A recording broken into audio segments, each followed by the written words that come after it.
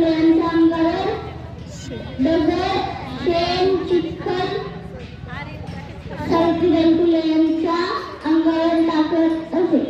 एवढं बोलून मी माझे भाषण संपवतो. जय हिंद.